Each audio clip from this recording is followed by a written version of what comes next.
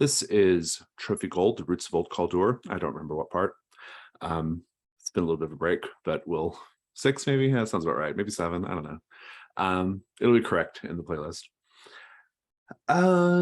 So as a play group, we've had a few weeks off. So let's take a minute to recap what was kind of going on before.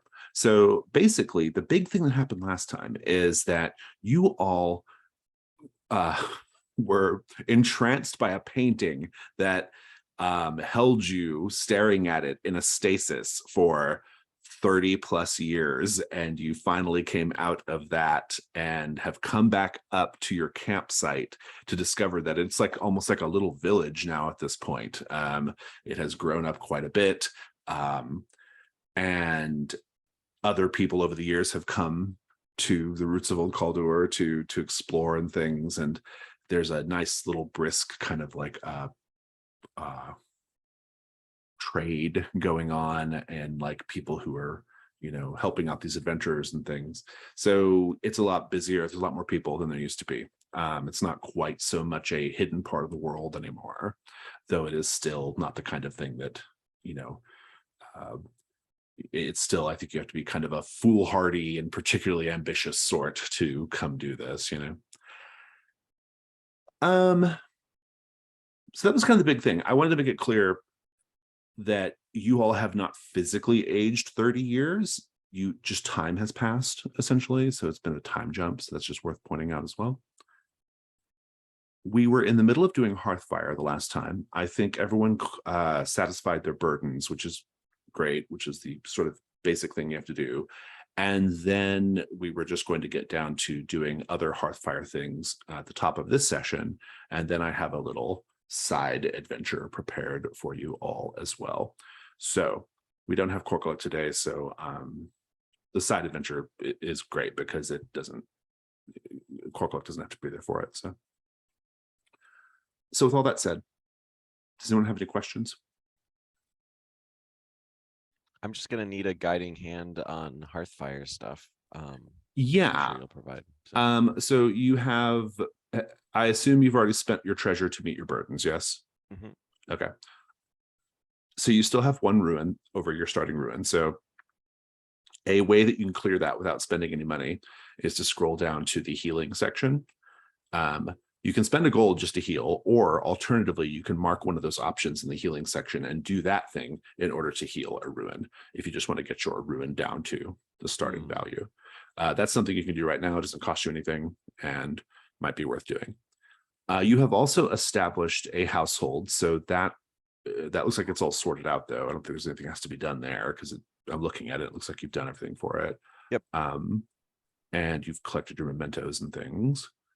And so, yeah, I mean, basically, if you want to increase your burdens, you can learn more spells. You can learn more skills if you wish. You can clear some of your equipment slots, like, because you have like 2 of your open slots taken up right now. You can kind of open those back up. You got to spend money to do that, but I don't know, maybe you have some treasure to still cash in.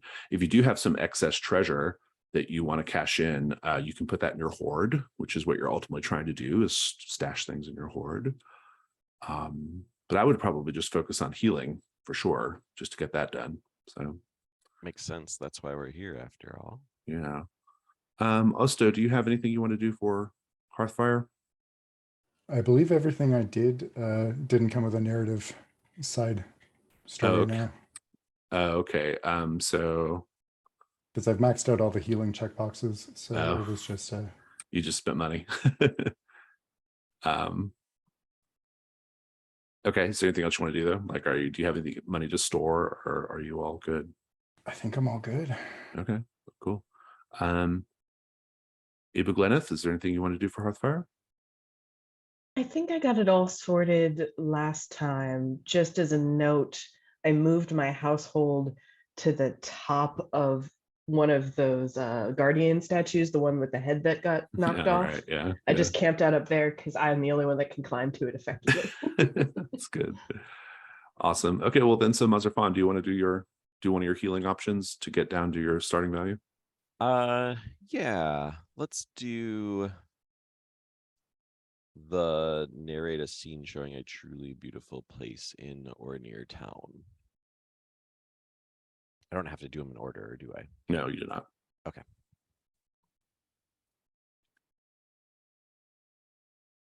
Do I just take it away here? Go ahead. Yeah. So what I imagine is that we've come back to town to camp, which is now a town, right? And kind of what I'm imagining is kind of like on the outskirts of this town. There are all these caverns underneath and that type of thing, and kind of like a cenote in like the Yucatan, like part of this has like collapsed down over time since the last time that we've been here. So where there used to be a forest, there is now this like depression in the ground. There's the old trees kind of down beneath the surface, and it gives a big like scenic view of things as well. There's even water is accumulating underneath, so it's almost like a nice like lake that's sunk down. And I think that this is like Mazur finds this place sort of calming when he discovers it, that it's sort of like this way, like it shows both that passage of time, but in a way that like the old things are still there. They've just become more beautiful in a way, more interesting, more layered and deep. And so he kind of is reflecting on that and hoping in some way that that gives him peace in like thinking about what happened with the 1,000 millennia. I love it. I'm curious about your thoughts on the 1,000 millennia. I mean, what is it? Are you angry that you're missing time? Are you intrigued? Do you want to go back? I think frightened of that particular thing, but I don't think it's angry, because I think in some ways this puts Mazur further away from what he did. It essentially like is a fast forward button where everyone else forgets about him, like or remembers him less, and remembers what happened back in the new old world, I guess. And so yeah, there's fewer people. The people who were in authority when Mazur did what he did are maybe dead, and so it's more of the the children and that type of thing. Yeah, it's the youth who have grown up, and so it's more of, I mean, in the same way we would remember, kids would remember September 11th versus our generation remembering September 11th, like that type of thing. So it's still there, but it's not as harsh a wound, I guess. Well, and also like I think that, there's just the practical outcome of like the distance temporally speaking of what you did, it almost like, this is a question for Osto too. It could be that your drive no longer makes any sense in this context, right? Because you no longer need to pay off the justiciars, right? Like they might just think you're dead, or they might think, you're lost or whatever, so it's something to think about. It's interesting. It might be helpful here for maybe people who are watching the video to remind us what you did. It's not entirely clear, but essentially summoned a demon by mistake to destroy the kingdom. They thought that they were summoning an angel to hearken in a new age of glory and splendor, and instead it was quite the opposite. Osto, it is an interesting question, because your drive before the 1,000 millennia was to free your brother from the prison. Presumably your brother is 30 years older now, maybe dead. 30 years in Barcelona prison is a long, long time. And they're not exactly, it's not Club Med. So I am curious what you're thinking, in particular as it relates to your drive, as you realize what's happened to the four of you, but Corklook's not here. I think it's a bit of a mixed feeling. On one hand, he's worried about his brother, what it means to have spent 30 more years, but also the idea that maybe he just missed his shot here is kind of relieving. He no longer has that responsibility, which also comes with a lot of guilt. So I imagine he's spent the last little bit brooding mostly, but also just going back and forth and wanting to maybe reach out to Barstool and find out somehow, but also not wanting to know. Yeah, definitely. It's interesting. Well, Gleneth, I think there's a similar consideration for you too. Yours is, I mean, humiliating the Chancellor of Yogyakarta Lyceum. There's a possibility that the Chancellor of Yogyakarta Lyceum is not even around anymore. Maybe they are, maybe they're Fae, maybe they live forever. I don't know. But like, what do you think about that? I think that he was just a man, and it's quite possible that over the few days or even like a week that we've been at camp, Gleneth has not spent her time in like, she doesn't like to sit still. It's really difficult for her to stay in one place. She desires travel, needs to be moving. And so watching this little town from the perch at the top of a statue, and she sees the patterns every day. That guy comes out and dumps his bucket of piss in the corner over there, and it's the same time every day. And she's so irritated with the nauseous kind of repetition. She's bored. She'll occasionally hurl marbles. She didn't get to humiliate this chancellor, and I don't know, maybe I'll torment his kids, but it doesn't even matter anymore. And then she hucks another marble at some new adventurer. I love it. I do think I want to memorialize your time in this little, sort of it's a camp town essentially, right? 30 years have passed. It started as a caravan that you all led, and it has grown to be the size of, I would say, a small village, right? In that time period. There are now at least 2 generations of people here, right? And you have a range of, older people, younger people, even some very old people, and maybe even some very young people. And yet it is a village that is in the heart of this cursed forest, right? This cursed forest sitting atop the ruins of a malignant history and people, a people who destroyed themselves because of their hubris and arrogance, right? And indeed created the forest with their magic, and indeed essentially cursed the land that is spread out throughout all the lands. This was a sort of apocalyptic event, right? When Old Kalduhr fell, and a whole religion sprung up in response to it. The sisters, right? There's a lot that like this little village is on top of, right? And so I'm curious, as almost sort of paint the scene, as you've been spending a few weeks in camp after your last incursion, I am curious, like, how is day-to-day life in this village affected by its location?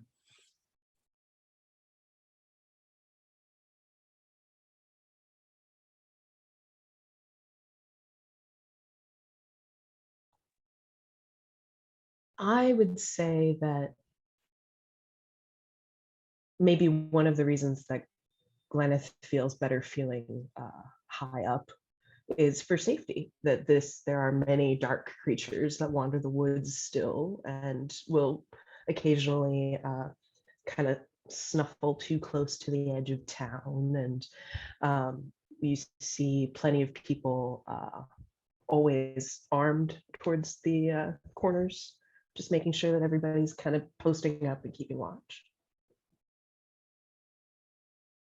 As well as the people keeping watch, I think there's a volunteer contingent with what we would think of today as like a small flamethrower who just patrol the village, making sure that the forest stays out of its bounds and mines the access to the roots to make sure nothing comes out. Trophy themed control burns. I love it. I think within those walls, though, things are very festive.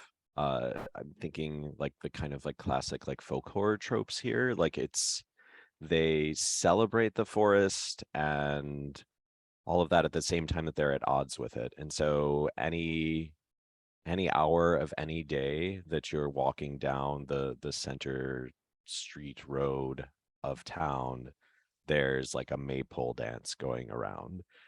You'll hear little instruments playing and like this like very folksy kind of it seems like a celebration, but it's sort of a ritual to keep things at bay. And to just sort of show like even though we've got a flamethrower and walls and we're constantly a guard and keeping the forest out, we actually love the forest. You're our friend. Please, yeah, be at peace with us. Very intriguing. Asto, how have you been spending your time the last few weeks?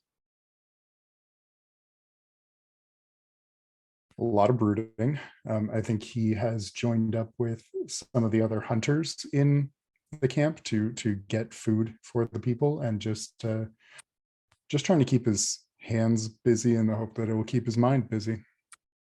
What is the game like in the deep Kalduhr? Occasionally normal, but more often than not, the deer are oversized and more aggressive. The smaller game doesn't run like it should, and you almost feel like they're waiting to set a trap for you. It's always a little more interesting than hunting near Fort Durin. Lazar, how are things going with your underground museum and your scholarly enclave? I'm quite impressed at I haven't seen a lot of the artifacts that have come up and are inhabiting the museum. In fact, like there's a few things that we brought up from our adventure. Maybe I put the Nazane cage in there. But for the most part, like it's new and interesting stuff. So maybe I'm just, yeah, completely occupied with like looking through these things and trying to find if there's any, yeah, demonic, ritualistic, runeful stuff in there that might spark new curiosities and new adventures below. Gleneth, do the Fae have any reach in this part of the forest? I think the Fae have a lot of stories about this forest in particular, this kind of conjured sort of man-made monstrosity of a forest that ultimately killed. Fertilized with magic and hate. Yeah. Yes, ultimately killed its creators. So I don't think that the Fae come here at all. This is not a place where any of our innate magics are like. There's a reason she's out here on the edge of the world, and it's very like it's not Fae-like at all. Let's start our little side adventure, which I'm calling the Beetle Night.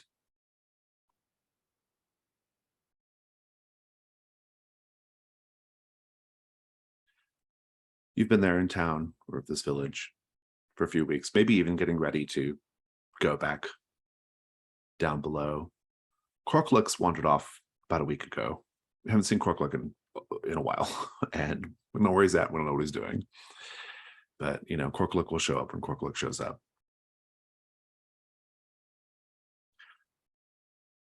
There is a bit of activity, bit of excitement as a new group of people arrive in the camp.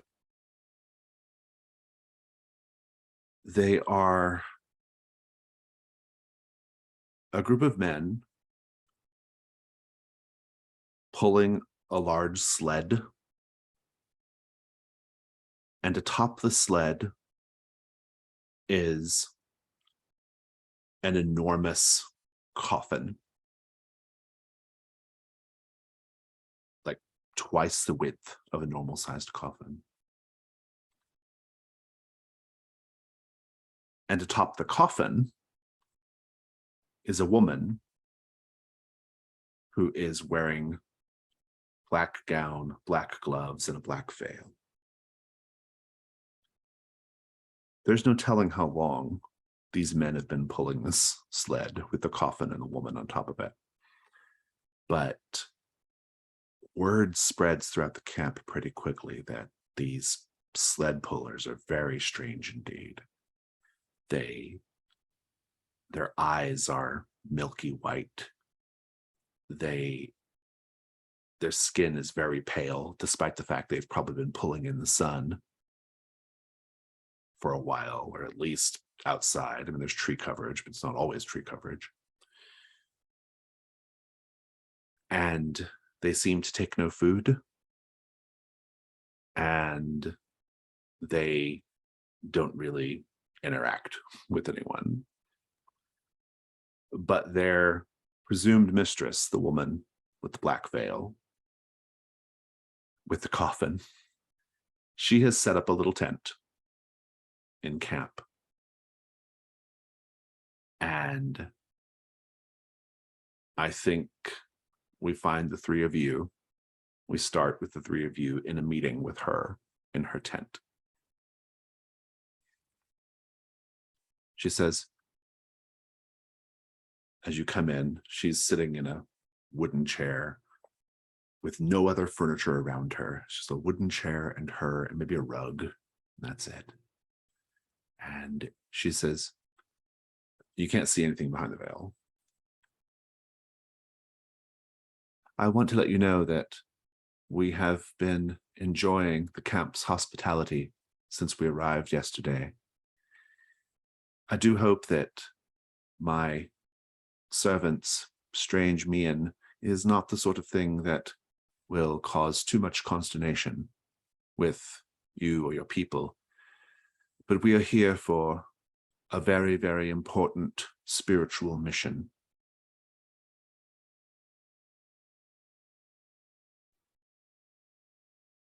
And it involves the roots. Not as such. I am here to bury someone, but it's not really a burial as much as it is a funereal rite that involves disposing of a body. I know that probably sounds like a very careful use of words, and it is. But I need help. The gentleman I'm burying is an old friend, and his instructions were very clear. He, in life, was obsessed with old Kalduhr, and so he wishes for his remains to be dealt with near old Kalduhr. But I don't have everything I need to complete the ceremony. And I thought that that might be where you all come in. While she's been talking, Gleneth has been watching the veil and is curious. I'm curious as a player. Does she see any illusion work in place? Make a hunt roll. Either disguising, yeah. Were you able to get into that die roller? Maybe. The connected users is currently disabled within the die roller itself. That's partly my fault. So that's not active, but the rest should work. Oh, okay.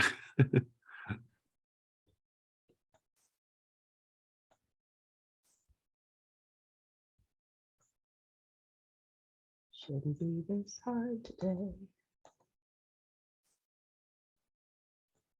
You got a 4. Get a token, but you encounter something terrible. I don't know if you're able to really like pick up on anything like that necessarily, but You do see a little millipede crawl out from under her veil.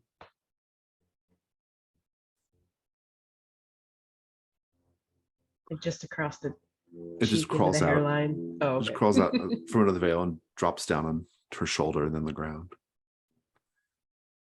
She says, I have been made aware of, well, I'm sure you've all heard the legend of the Beetle Knight.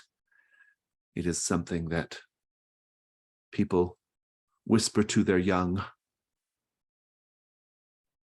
when I'm they're afraid putting them to bed.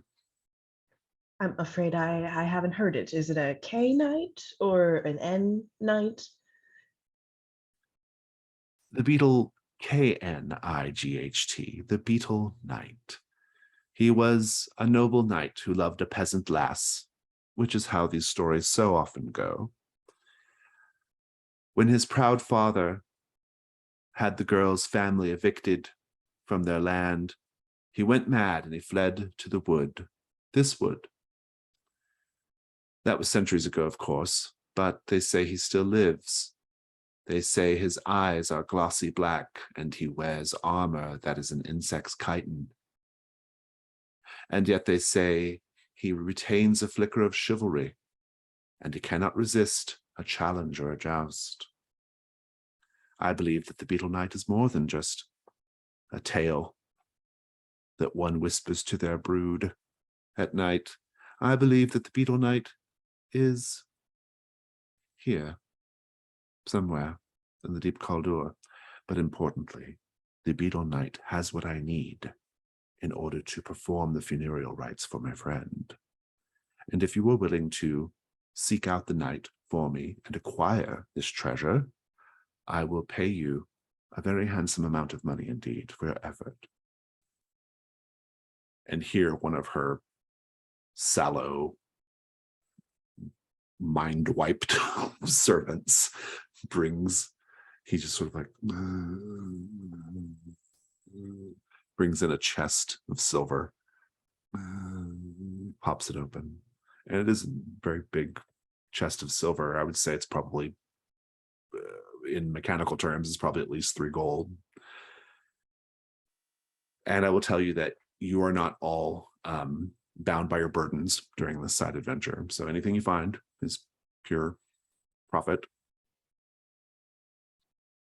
I think Asta will look at the money and look back up and say, I know you two weren't around at the time, but last time I made a deal with a woman wearing a face covering, I almost got eaten by a giant praying mantis.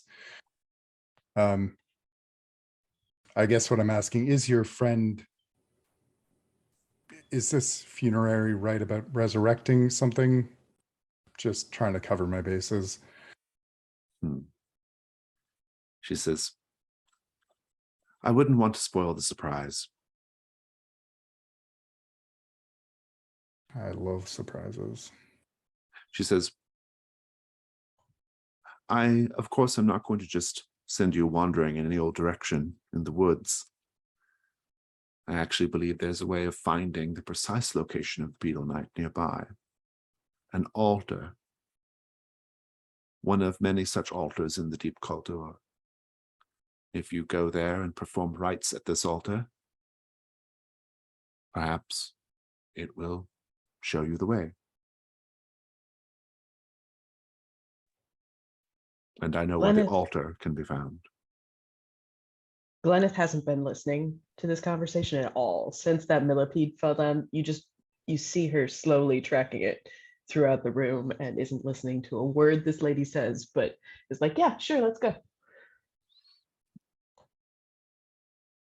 What say you? And she looks at Mazarfand. We'll assume you've all introduced yourself. What say you, Mazarfand? Surely you cannot resist learning if there is truth in myth. So Mazer would recognize that the story of the Beetle Knight has many different tellings with many different regions. It's a folklore thing that's been passed on orally throughout the ages. And as is very common for Mazer, he's going to take a very circuitous route to answering this question and finding out a little bit more. Mhm. So he's going to be pressing on like trying to figure out like what region, like where they're from, to understand what the story is, to understand what they're targeting, to understand, to kind of try and piece all of this together. Yes, he could just ask directly, but he's going to go the roundabout way on this. You can make a hunt roll, see what you learn. All right.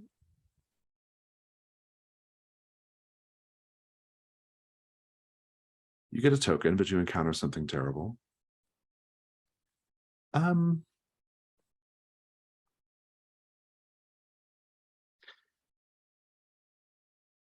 I think that you will be reminded of the distinct connection between beetles and funerals. Beetles, scarab beetles in particular, in some cultures, especially cultures across the pond, are used to they devour the flesh of the dead. This feels like too much of a coincidence not to be connected in some way.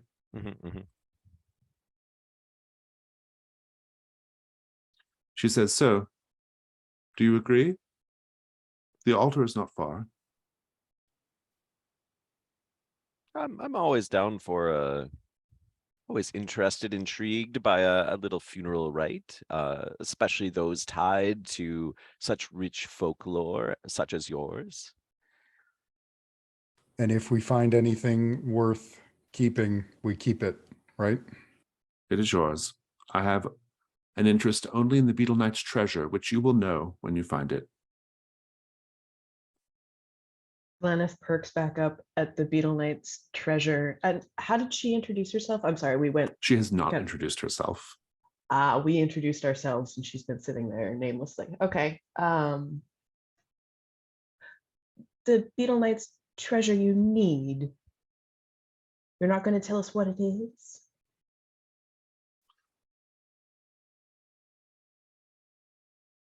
Ibu Gleneth, I would absolutely hate to spoil the surprise. Aren't you just full of surprises? She says, let's just say it is something that is a key element in the funereal rites I will perform for my late friend. Yes, but if it's such a key component to the ritual, I would assume that you would need some sort of accuracy. I don't know what I'm looking. Do you know what we're looking for? Let's just say it is not an it, Ibu Gleneth, it is a they.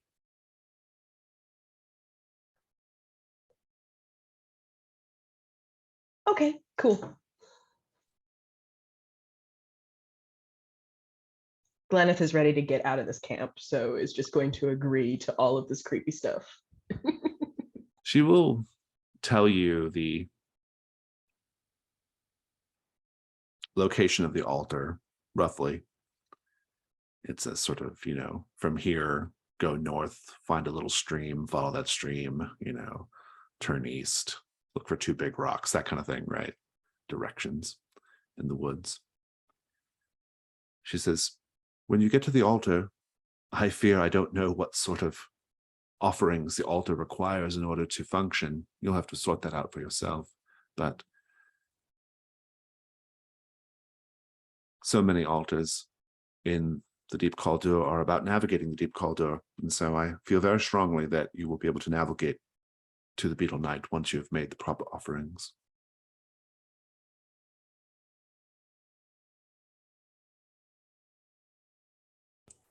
Why not? I haven't almost been eaten by a giant bug in a long time.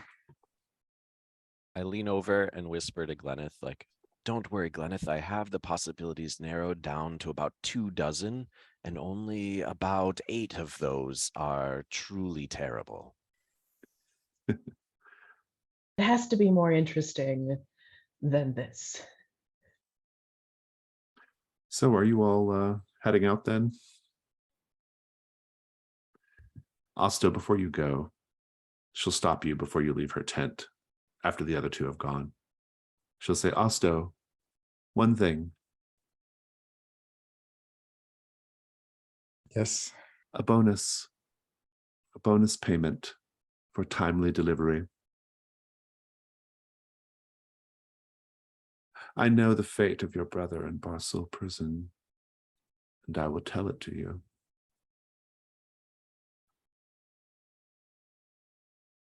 He'll just kind of look at her for a moment and say, yeah, and just turn.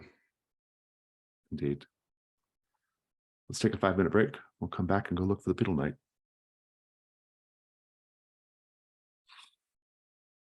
So this side adventure is a single set. It has a single set goal, which is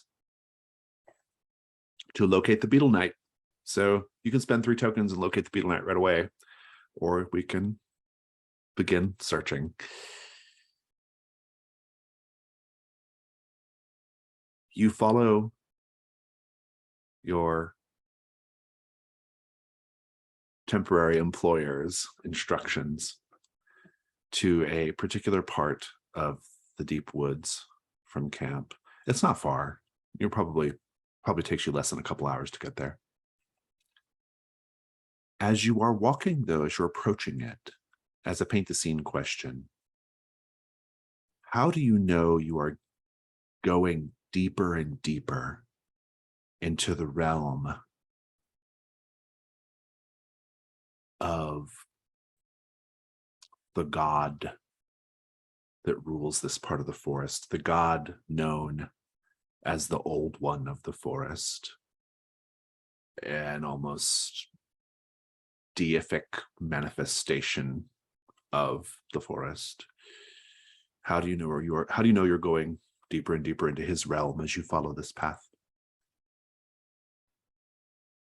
The trees here are also very old, so they're very large, and the roots that have kind of like cusped and broken over the ground actually wind in what seem like improbably natural patterns that are spirals or carving strange passageways between 2 trees.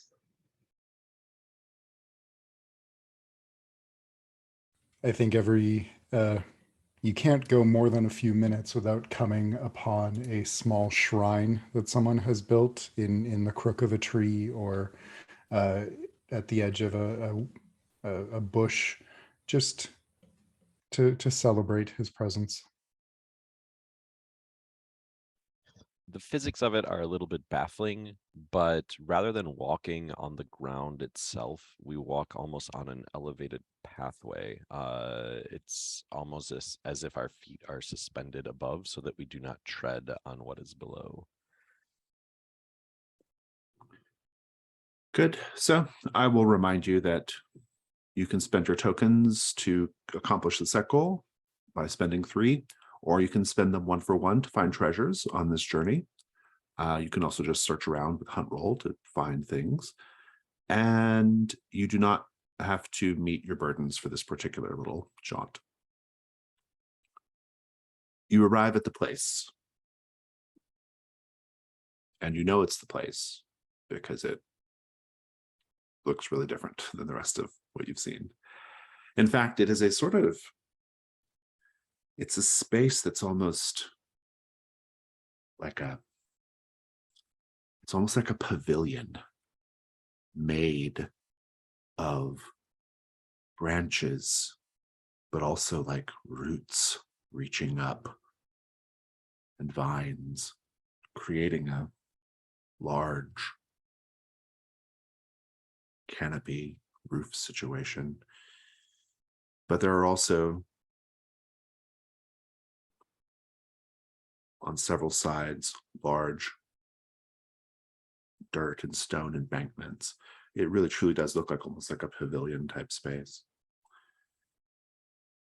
And at a glance, it seems pretty decently sized as well. I'd probably say maybe half a football field.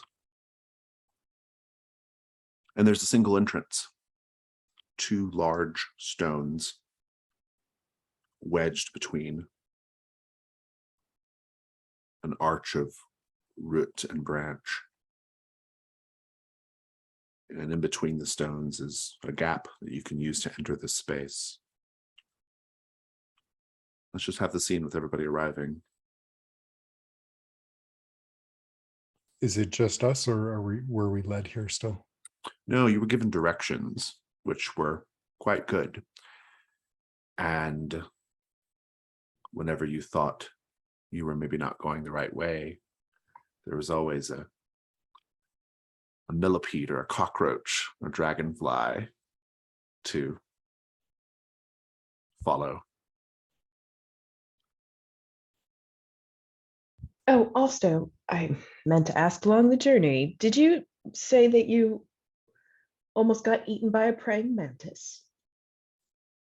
Yeah, a very large one. I should qualify, not a normal. That makes more sense. That makes much more sense. Yes. Yeah, Patience Davies was our patron. She looked like a lady in a mask, but under the mask, just bugs. Oh, Korkaluk had a thing with her. It was a whole thing.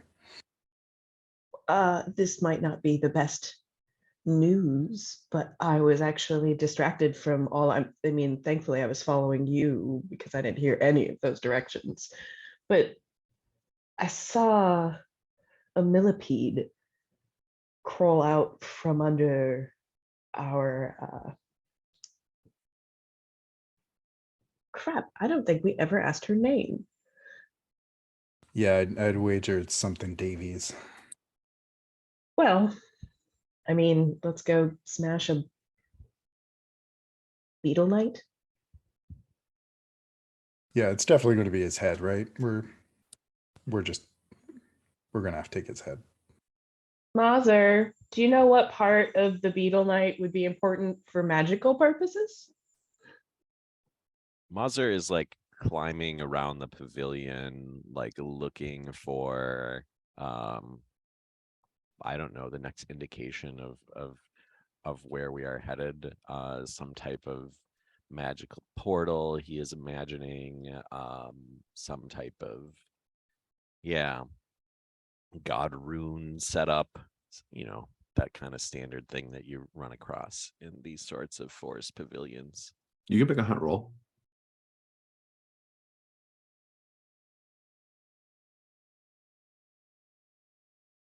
Woohoo! You get a token with a 6. Take your token. I'll tell you what you see too. Yeah, I mean, you can see inside once you get past the stone arch entrance, you can see what appears to be an altar to the old one of the forest. These are, I wouldn't say they're common, but they're definitely not unknown. The old one of the forest is usually his image is engraved on rocks and trees. It just looks like a bearded old man, the face. And here is a little, kind of in the center of this space, a kind of stone, not a statue, but just like a little standing stone tablet with the face carved on it and some other little accoutrement near the base of it. And I yell back at Gleneth, what did you say? I was distracted by this giant godhead thing. Well, I mean, a giant godhead probably is a good start on any ritual. So, is it up there? Yes, just over here. Well, you're looking into the building, right? Like it's not on top of, or the pavilion isn't like mounted like a gargoyle. It's the little altar's in the center of this space, this pavilion space once you go in. Yeah.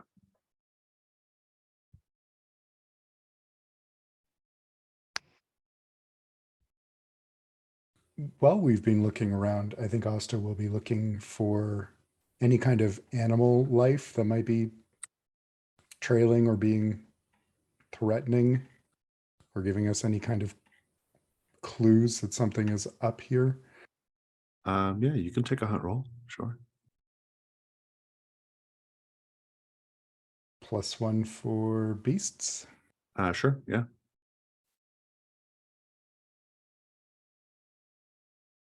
Another 6. The dice are very kind today. Take another token, and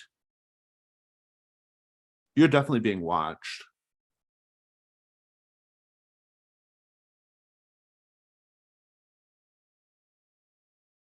Gleneth would not waste the invitation and clamber up the roots and other like branches and things to get up to where Mazer's at with her gauntlets. And then maybe after looking at the altar, could I lean on my skill in prophecy and see if there are things that I maybe have known about the old one, or if the roof's going to collapse when we walk in, or I don't know how the prophecy works. We're just going to roll some bones. Yeah, make a hunt roll. Let's see. You can take 2 dice.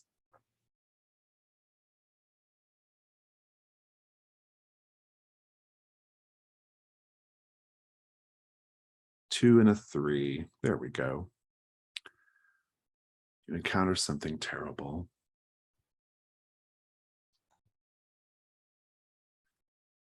The offering is very straightforward. You must take the roots of the forest into your body and stand silent vigil for a single night. Only one of you has to do it, but it must be done. And then the Old One of the Forest will answer your question, will show you the way.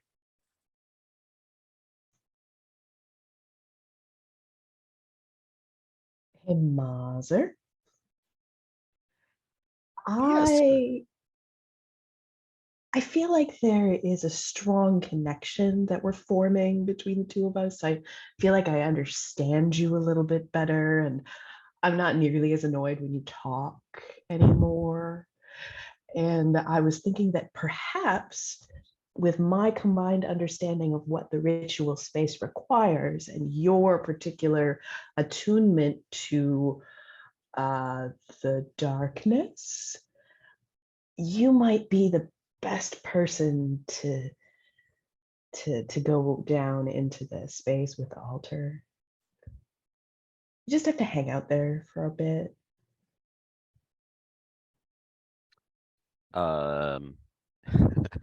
The black flame above my head burns curiously.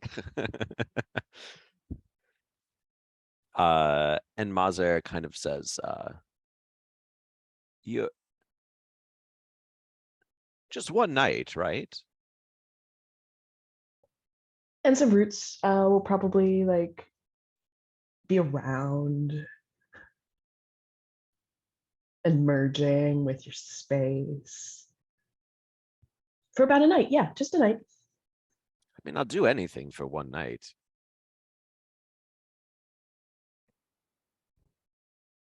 Gleneth takes pause and considers this.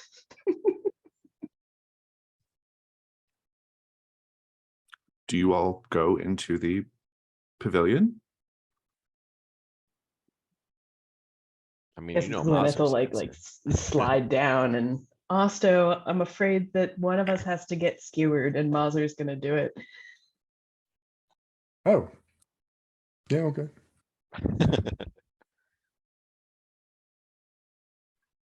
If you go in, once you get a better look, you see that before this altar of the Old One of the Forest on the ground is actually like a kind of slab of stone. It's not a worked piece of stone. It's just a flat slate, but it does have the distinct appearance of an altar set in the ground. And there are, in the 4 corners, loops of root that have bust through the stone. They look as if you were meant to put your hands and feet inside of them. What do you do? Gleneth's mind is still ringing from Mazer saying that he would do anything for just one night, and she just puzzles the slate. And I'm kind of like poking around the altar, and I'm just asking the other two, I don't really want to be laying down, though. Is there a way that you think that we could do this upright in some way, perhaps seated? Uh, I would like to have some perspective, something to keep me awake while all of this is going on, and just involved and engaged in my surroundings. Mazar, I don't think that you're going to get safety tools from. I don't know if this is a situation where you negotiate with the god. Oh, you can always negotiate with a god. Also, help. I'll stay with you. I'll keep you company. I Well, have a that good way, book here. I can read lots of good animals in it. I could keep watch up top, see if there was anything crashing through the woods in the night. Is the area above the altar open, or is there like a Um, ceiling of some I sort? mean, there's light coming through, but it's very tightly woven branch and even some roots that have reached up, Okay. arced up over high. Yeah.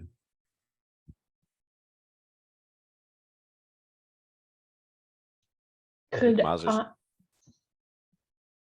just as context, Mazer's trying to figure out if maybe he can lay face down so that he can look at like the carvings on the altar, or if he should lay face up. So maybe there's something interesting in the ceiling that he can sort of study. I would say over lay the course face of up. the night. All right. Yeah. It can't be worse than staring at the same painting for 30 years, right? It's a fair point. Touche. kind of a lot of where Glennis Blase attitude is coming from. Mazer, are you going to lay down and have your hands and feet bound? Yeah, I mean, I walk over and just kind of like brush off the dust, dirt and that type of thing, so I'm not getting my robes all messed up, and say, well, I suppose now is as good a time as any to start this ritual, whatever this is. I hope it's not a full-on ritual. And he starts just mumbling to himself. While Mazer is getting situated. Well, let's just say you do. You get situated. You put your hands in the little branch D rings, I guess, and your feet, and they tighten. They tighten and hold your arms and legs down to the stone. And you can feel poking in your back and in your side.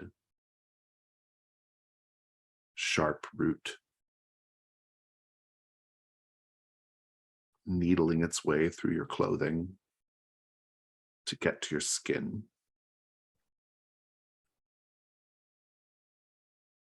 Everyone can hear slithering almost like snakes, the root and branch coursing up through the stone, penetrating the stone, and ultimately penetrating Mazer Fond. A particularly lovely spider web of plant-like tendrils forms up over Mazer's face and cheeks, and they take root in his eyes. And it almost looks like Mazer's eye meat is being replaced with golden acorns. All of this is not painful at all, Mazer. You might not even be aware of entirely what's happening to you. You are slipping in and out of lucidity, though, while it's going on. There's going to be a risk roll here to see how it goes for you. But in the meantime, where is everyone else? Osto's going to be right there trying to make sure this doesn't go too far or be ready when it does. Indeed. Gwyneth? Lenneth will clasp Osto on the shoulder now that he's sitting at a more reasonable height. And she says, well, I guess I'm going to go keep an eye out for any more of those sisters. She didn't happen to say how many there were. No, I thought it was just the one, but then maybe don't go too far. Just in case. Well, then I'll just perch above the entrance. Start screaming if anything happens. Osto, you hear Got it. footsteps approaching. Heavy footsteps from behind the altar. It is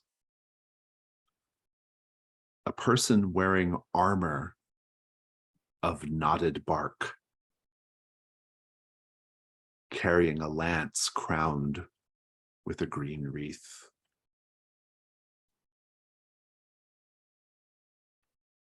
This individual, a woman, says, "What evil thing have you brought to this sacred place of the Old One of the Forest?" Oh, Mazar font? He's not so bad, really. And yet he bears the mark of the hateful black flame of the sorcerers of old Kalduhr. Yeah. Can you tell us more about that, actually? Because not entirely clear. I am not here to process your japes, interloper. I am here to defend this sacred site. Are you the Beetle Knight? She says, I do not know this knight of which you speak. I am the Verdant Knight. One of many, legion perhaps, in service to the Old One of the Forest. And it is my sacred responsibility to run you through with my sylvan lance. We don't actually mean any harm. We're just seeking the Beetle Knight. And I'd rather not. She says, I see. You are plagued by cowardice. This is a common affliction for outsiders.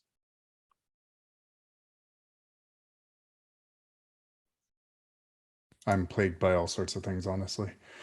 Is this a conversation I can hear from outside? You can absolutely hear it, yeah.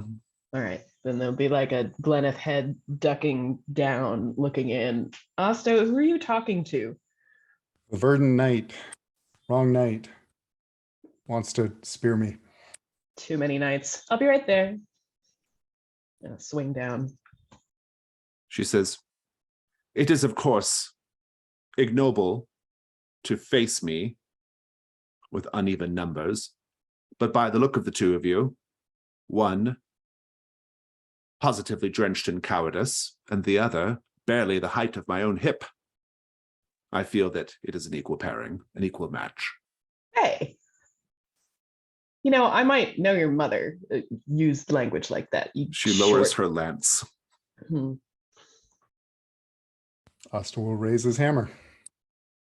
She says, a weapon used to hew stone. Of course, that would be the sort of weapon you would use.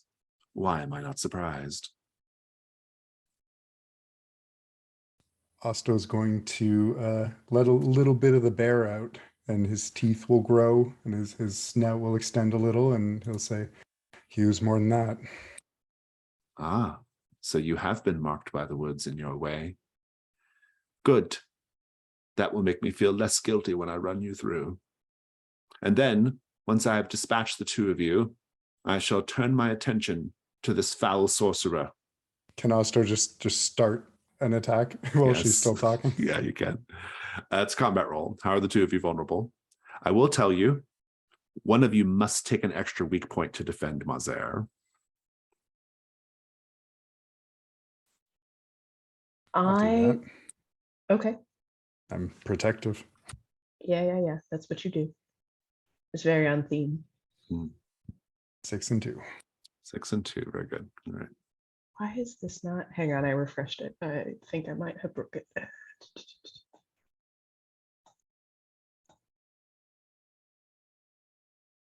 I have a weak point of 1. She is an endurance 8, so let's have at it. Go ahead, Asta, since you took direct action, do a combat 2. 6 and 3. That is enough to defeat her. However, you also get a hit, Osto. Just describe the fight. Osto, kick it off. What does it look like?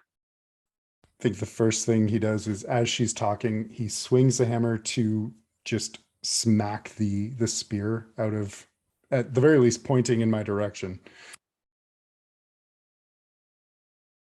And then, yeah, probably swings it back and tries to catch her in the torso. Glenn, if you can finish her off.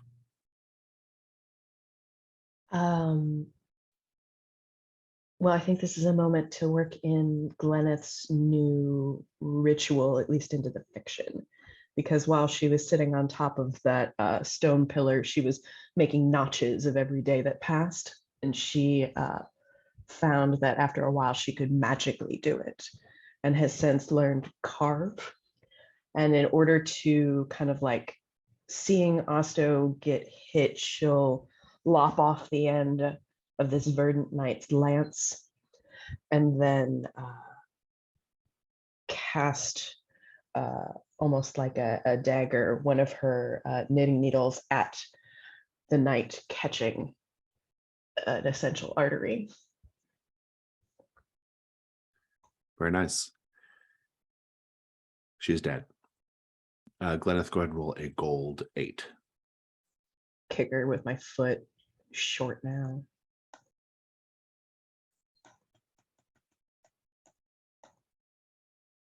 Wow, it's pretty good. Looks like 3, huh? It does. So I will, you can loot her body in a moment. You also, her armor is also worth something. It's armor made of knotted bark. So it's functional as armor, but it also has a sort of, a value to people who collect such things. It is worth 2 gold, but then I'll tell you what else you find as well. Mazer, in the meantime, you're not aware of any of that. You are having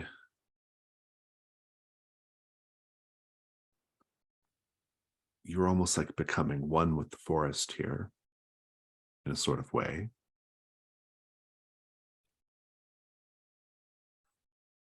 I think that there is a danger of being lost to it as the woods sort of like enter your body. Your mind is also sort of wandering the woods, and there is a danger of you not coming back. And we have to roll to see if you come back. That is the only thing at stake here, whether you are lost or not. But let's talk dice.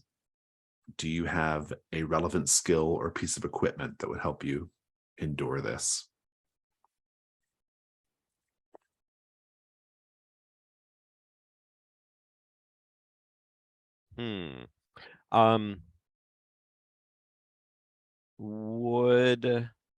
So one of the things I'm wondering is if you would allow the black flame to be part of that, because we know that it's at odds with whatever is going on with the roots, and so I'll take it. Yeah. Okay. You got 1 light die. It's almost like the black flame is leading you away from whatever's trying to draw you in. Devil's bargains. Ben, Sarah, any thoughts? Something that might happen no matter what?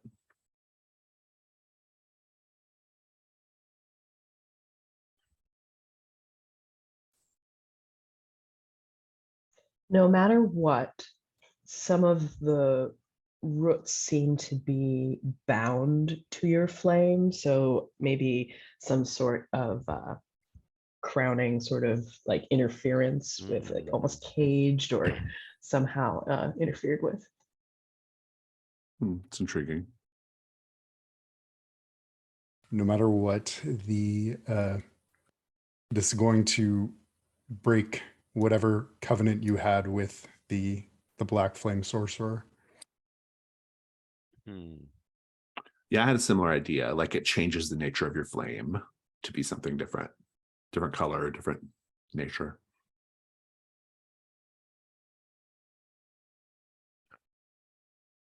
I like the idea of it being like caged or controlled or hampered by like these like the roots themselves. It was like I think that's a kind of crown, like you're wearing a crown with the black flame in it. That could be fun, like a willow crown or so something. yeah, it's not just free floating there anymore. It is Yeah, it's kind of cool cool. with these things because that feels like there could be some interesting stuff that develops out of that. So I'd take that if we feel good about that. You've got 2 light dice, and you. I think this is fundamentally dangerous, so go ahead and add a dark die as well. So 2 light, 1 dark. Okay, you got a 4 light. There's a complication on the die roll, but you otherwise succeed. There's a complication on the result. You can add a dark die and make another attempt to get a 6 if you wish, once I tell you what the complication is going to be. And the complication is just going to be, it's just going to be a condition. I'm going to give you a condition associated with like either exhaustion or something connected to this experience. So.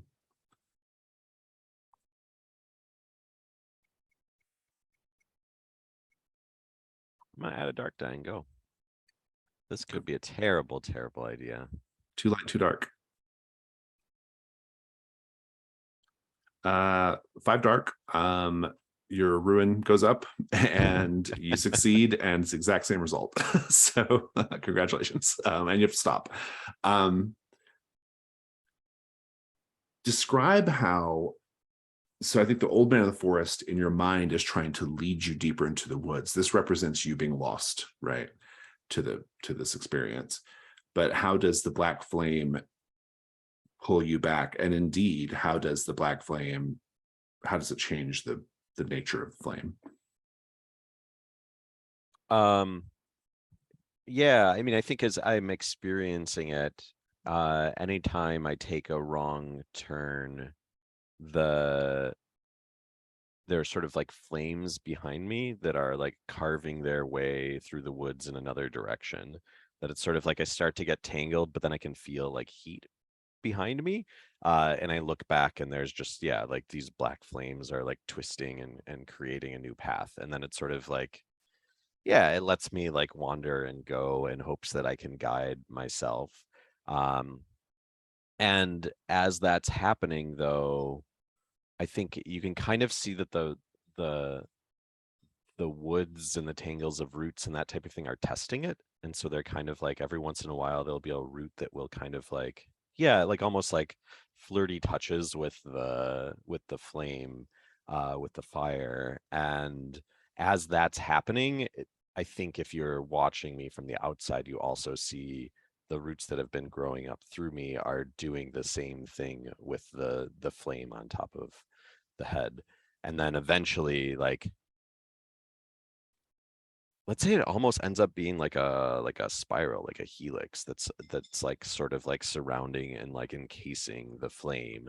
And it's always sort of like shifting. It's almost like a flame of root itself. So it's like layers of it, and so that light like flickers now, like it sometimes it's like blocked out by whatever this other entity is, and sometimes like it shines briefly, but these two things are always in kind of like combat. Yeah, I love it. It's really great. While that's happening,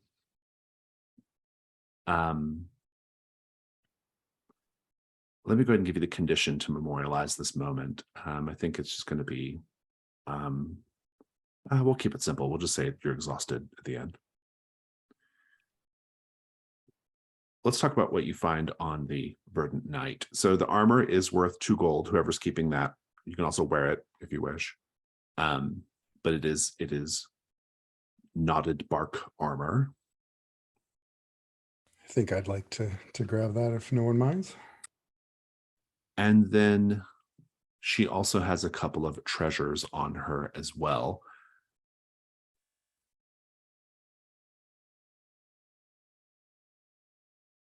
One of the treasures is a silver brooch crafted into an 11-point star. Each point of the star has a very tiny ruby on the tip. It appears to be the badge of some forgotten or ancient order or something, but in any case, it's worth 2 gold, whoever wants it. And then she also has on her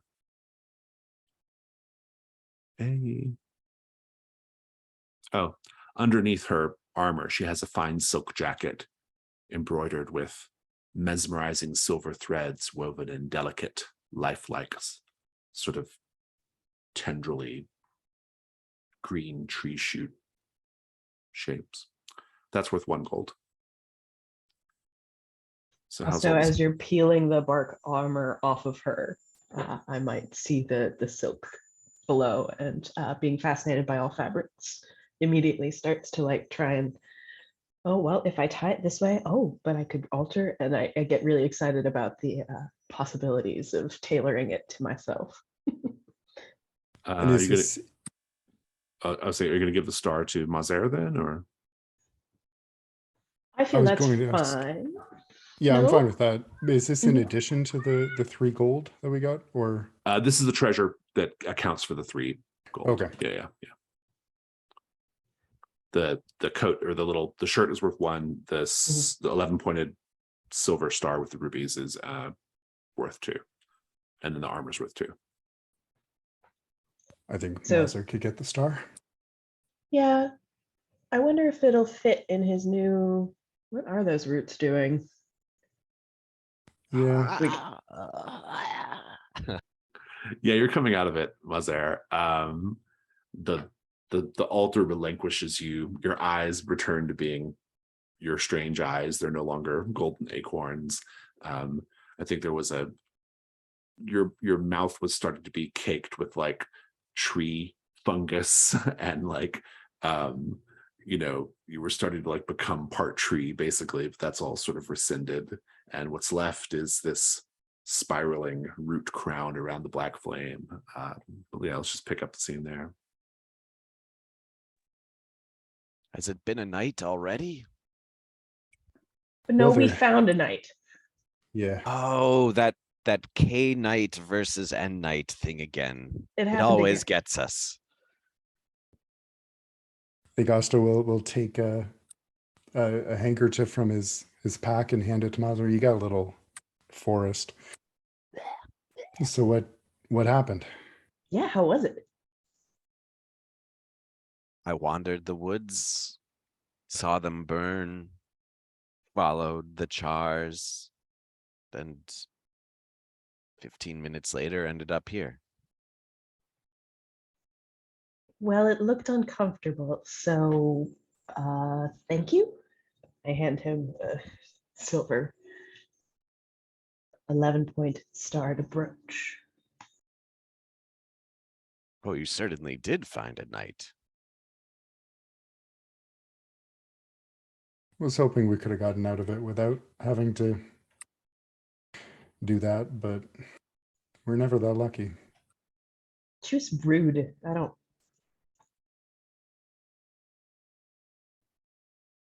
A little bit of time passes, and it's unclear what's supposed to be happening right now.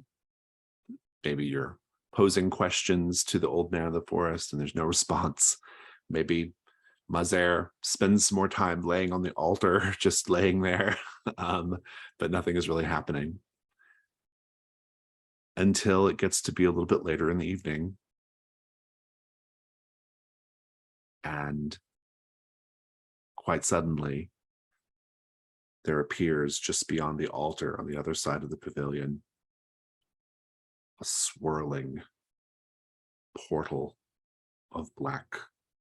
It looks like black jewels or stones.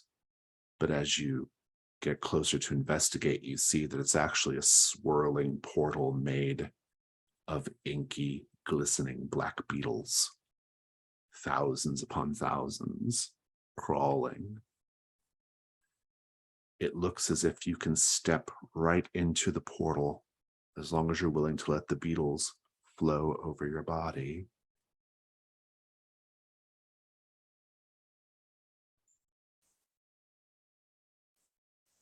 I mean, I guess we did a thing. Do we want to go through the door? I'd rather go together. Mazar, are you still stuck down there? I think that I'm free, and I am always game for stepping through a deep dark portal, but this one is turning me off in a weird way. Get roots stuck in your brain. Probably, honestly. When Corcolet comes back, we need to talk to him a bit. I'm sure that he's got some sort of advice. Yeah, he might fall in love with the portal. Let's just go. Try not to think about it. Close your eyes and maybe plug your nose. Let's take a 5-minute break. You step into the beetle portal, and it actually sort of elongates and stretches out in front of you. And you find yourself just walking in a tunnel. The round sides and ceiling of which are just, it's a cylinder of beetles crawling up and overhead. And you can see at the end of this tunnel, it opens up into a space that seems to be lit by moonlight or some kind of light, except the light, I would say has almost more a purplish cast than a regular sort of pale moonlight color. But it has the luminosity of moonlight, the strength of moonlight. And you are walking through this tunnel, and as you reach the end of it, you have achieved the set goal of locating the Beetle Knight. You are in a cavernous space.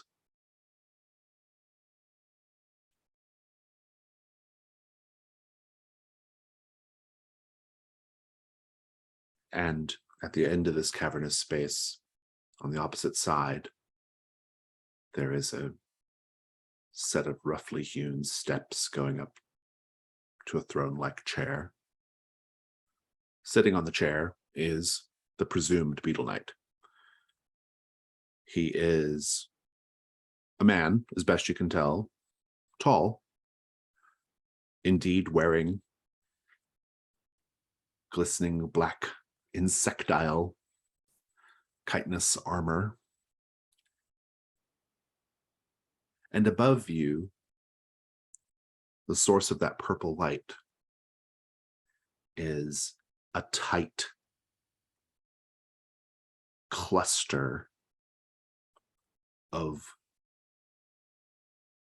faintly glowing purple beetles, all roiling in a ball, hovering above the space like a purplish moon, casting down this purplish light. And there are regular beetles all along the cavern walls and ceiling as well. But the Beetle Knight stands up and he says, "So you have finally found me. It took my father a long, long time to finally find my hiding place. But here you are, assassins sent by him to strike me down. All because I stood up for the dignity of one of his vassal families. All because within my breastbone, where he has nothing but a foul black clot pumping cold blood. I have a heart.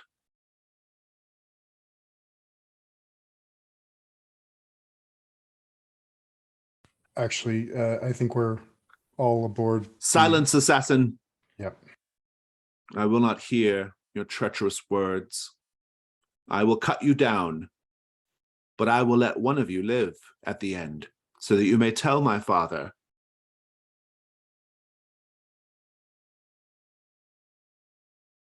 to cease his probing. When Osto gets cut off, Glennis just like makes eye contact and rolls her eyes and then is like still shaking, like why you don't wear loose clothing walking through tall grass. She's like still finding beetles in and amongst her veils, and she can't seem to, like, all of a sudden pitches one across the room.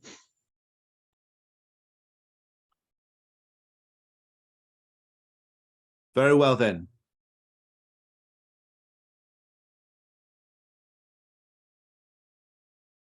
Raise your dark blades, blackened by hate, sullied by my father's money, and prepare for the combat.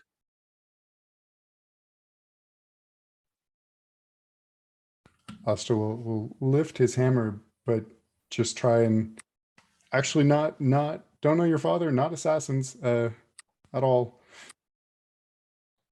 And yet you raise a weapon to me. You just told me to. Oh, do not play tricks with me, demon.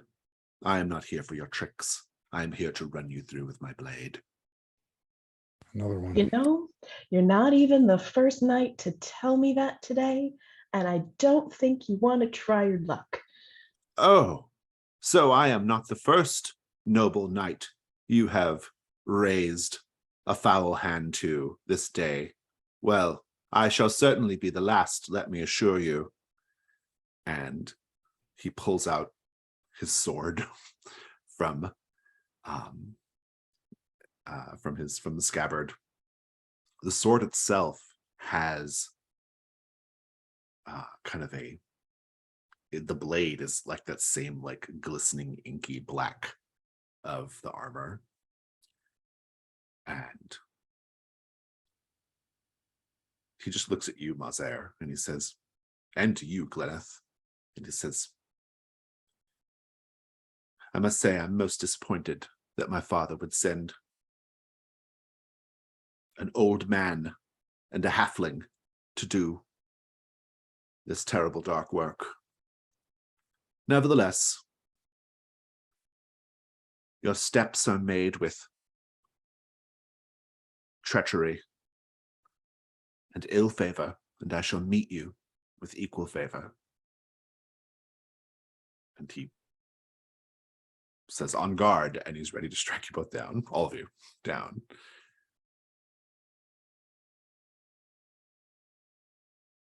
Osto, do you mind? I know it's a lot today, but this guy just, why?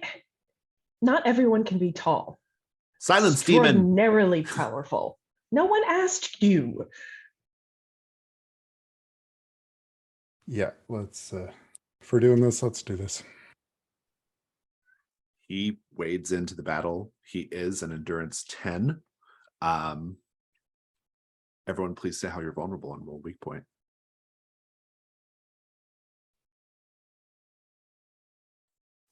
Gleneth is still distracted by finding like random beetles in and amongst skittering in her veils and things. And so occasionally we'll just be like, wah!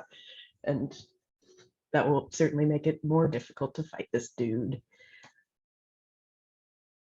My weak point is 5. I think Osto is a little bit tired after the last night. Hasn't been too long, so he's not moving as quick as he did the first time. I'm 1.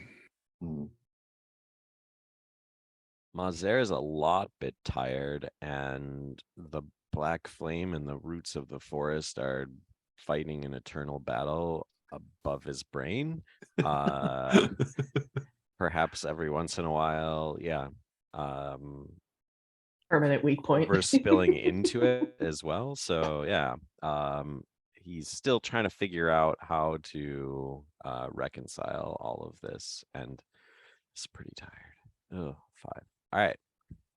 I have to remind myself how the conditions affect the combat too. I'm gonna look that up real quick. We get too far into this. Ba, ba, ba, ba, ba.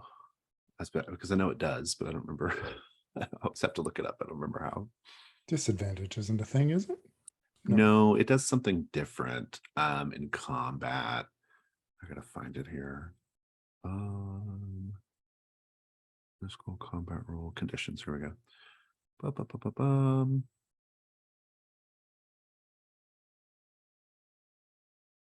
Okay. If Treasure Hunter has a condition that would make a risky task more difficult, I can ask them to include an extra dark die in their risk roll, but beyond any dark dice already included. Conditions can worsen over time. A single condition can be cleared, spending 1 gold back in town. Oh, it doesn't say specifically how combat is affected by it.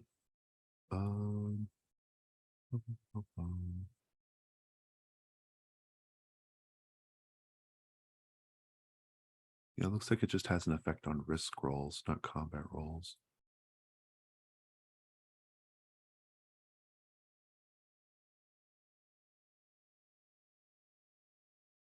Oh, I guess I could make you roll. I could make you roll a risk roll before you can participate in the combat. I could do that.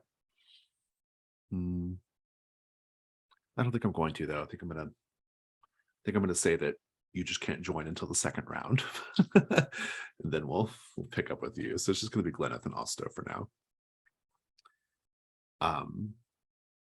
Because of the exhausted condition. I don't think Glenneth and Osto have any conditions that would really necessarily affect this negatively. Yeah. So let's have a combat to Osto and Glenneth. I'll roll it. 4 and a 3 is 7. Did not hit any weak points, but it's not enough to defeat him either. Osto, kick off the combat. What does it look like? He's going to raise his hammer in his 2 hands to kind of block the first swing of the sword, but the Beetle Knight ducks when he swings his hammer.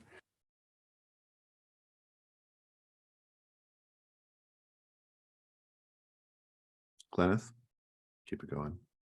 Then, still burning from all of today's short jokes and the indignity, Glenneth will use her ability to create illusions to appear just as tall as he is, but she's still like stabbing at him with her knitting needles at more of a thigh height.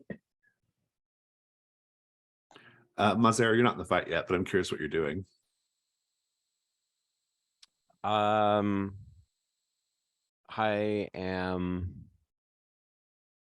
think I'm just a few steps back on everything. So like I wasn't part of the initial exchange with him. I think like I probably came through the portal later than everyone else. And so I walk in and this is already going on, I think. And so just walking into the middle of a battle and like I am trying to like gauge like beetles everywhere, Beetle Knight fighting my friends in the middle of this thing, and just like, yeah, it's a lot of just getting the lay of the land. So you're basically holding him to a draw. Maybe you're dodging blows, trading blows. No one's really happened yet. Nothing's really happened yet. He sees Mazer joining the fray, and he leaps back to the steps that he came down, and he says, he raises up his sword, and he says, Come to my side, faithful hounds. And a pair of large dog-sized rhino beetles crawl up from the squamous mass and join the fray, making him an endurance 11 this round. But Mazer, you are in it. So let's have a combat 3. Mazer, you can roll it.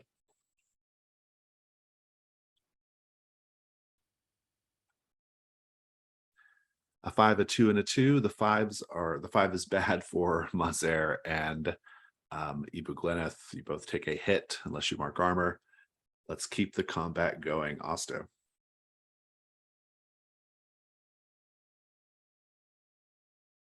Seven. Oh no, we got the roll already. Mazer did the roll. Is 5, 2, and 2. Just describe what's going on. You're taking a hit. Describe what's going on. Osto is going to try and just come out swinging at one of the beetles, and it moves much faster than he'd predict, and it just smacks on the ground instead. Gleneth. Gleneth is trying to avoid the second beetle and was doing a very smooth kind of bullfighter twirl and was thinking, oh, I'll jump on top of the beetle, and got too ambitious, and it's all tangled up in her own scarves and things and falls as it tramples over her. Mazer, you're joining the fray with the Beetle Knight and his rhino beetle companion. What do you do? Yeah. I mean, I pull out my barbed whip, and after a couple lashes of that, realize that it's kind of useless against exoskeletons. So it's just like I'm just like slapping the back of this thing, and it just doesn't care at all. Like it doesn't even like nick it. And at that point, like I'm just looking to Osto for some type of guidance on what we can do here. The Beetle Knight says, you are clearly well matched. I commend you. Perhaps I underestimated you. But perhaps my father underestimated me. And he raises up his sword one final time and says, come to me, my leal companions. Come to me, faithful and true. And all of the beetles begin descending down the walls, and they form up around his body, creating almost like a beetle mass mech with him at the center of it. It raises him up. His head and torso is still sticking out in the middle of it, but it's just like a big mass of beetles with arms and legs quivering, wavering. It is now an endurance 12. Gleneth, let's have a combat. This would be a combat. Actually, it should have been a combat 4 last time. This is a combat 5. You got it with 2 6s. Dice, it came back to me. A 5 in there, but you got it. Let's do the thing. All right, Mazer, what's your attack look like? You're gonna take this guy down. You're not getting the killing blow, but you're getting some good hits in, I'm sure. Yeah, I mean, I think when all the little beetles start forming, I'm like, yeah, like this is something that I can whack off of him at least. Like, and so like I just like take one big yank and just and maybe it knocks off like for a split second, but creating an opening just like wipes away like all of the beetles on the front side of him. And so it's just like an exposed belly there as the beetles like fall away and start scurrying back to fill the gap. I love it. And are you taking a hit as well? Yes, I am. So what does that look like? Did you take the hit, or did you? I bet like I swing. I blocked the first one.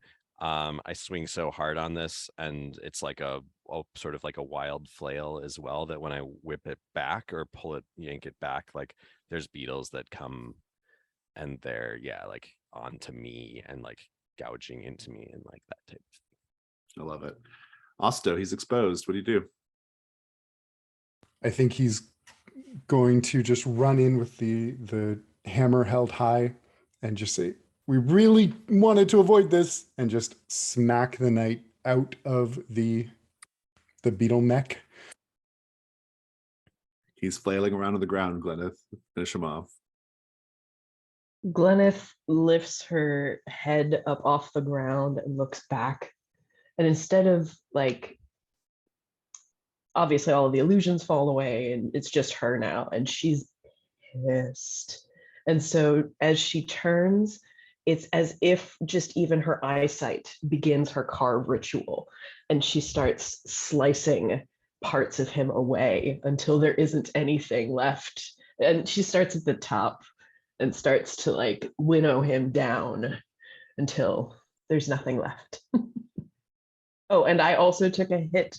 I imagine that in the fury of me casting this new ritual in such anger and destruction, I actually slice myself a couple of times in the like fury of it. Nice. Good. He is defeated. Osto, go ahead and roll a gold 12.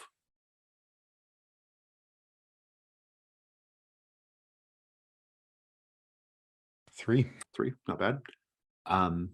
Good. I think he has his chitin armor, which is worth 2 gold for whoever's taking that. And then he also has 1 each. This is where the 3 treasure come from, of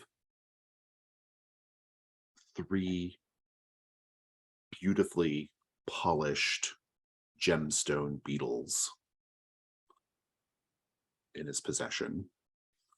1 is amethyst, 1 is onyx, and 1 is sapphire. You all can divide that up however you wish. They're each worth 1 gold. I'll grab one.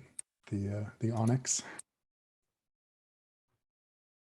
I don't think that I am going to wear this armor. Should we? I know Korkulek might. Maybe I'll just hang on to it. Or unless Mazer, do you want some gold for the future?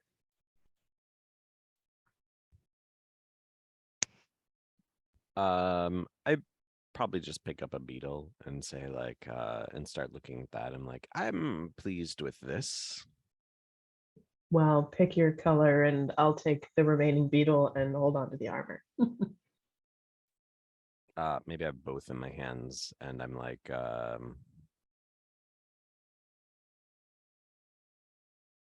She just smacks one out of your hand, whichever color that one was. I'm holding the amethyst one. Excellent. I will pick up the sapphire one from the ground and try and wedge this armor into a situation where I can carry it around. The treasure that your benefactor wishes to have is that glowing ball of purplish beetles up above. They are scarabs, in fact. And with some, finagling, you can get up to it and retrieve it. It's about the size of a medicine ball in total, of just faintly glowing purple scarabs writhing around one another in a ball. You will be heading back to camp. If you wish to spend your hunt tokens to find treasures, you may do that. Yeah, I'll do that. Just let me know how many tokens you're spending. Just 1. Same. 1. Same. All right. I will tell you what you find.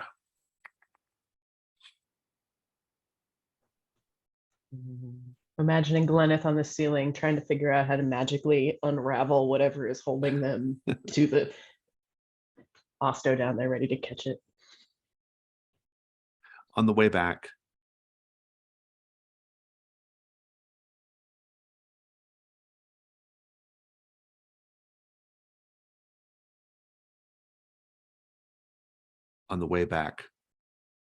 concealed behind the altar of the old man in the forest,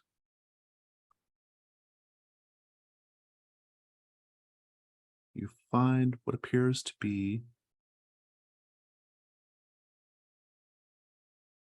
a cluster of pale yellow flowers.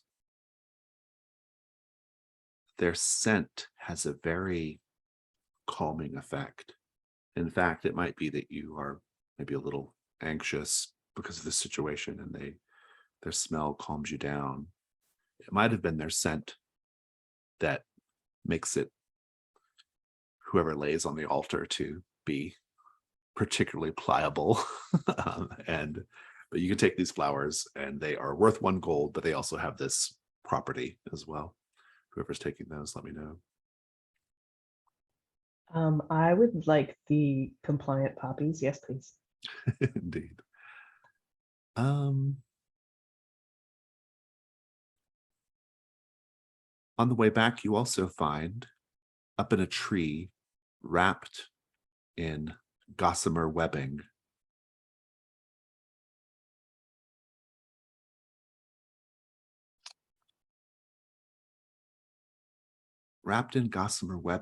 you find what appears to be a dagger, but upon closer inspection is not a dagger.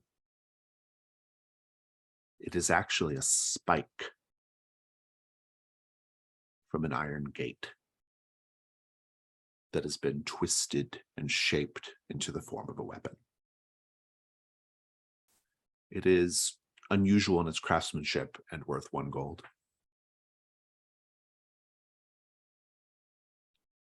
Whoever's taking that. I wouldn't mind having a daggerish weapon to break beetle shells if we ever come upon them again. Indeed. And that just leaves yours then, Osto. You find wrapped in a prayer cloth a set of hollow wooden dolls representing the sisters. But the way it works is they have little openings in their chest. So you put whatever the symbol or thing that is dedicated to a particular sister inside the chest, and you have a makeshift little effigy of a particular sister. So you have 3 such dolls. Together, they're worth 1 gold. This is a somewhat common item. That you can imagine there are craftsmen who do good trade and make a sister dolls, right? So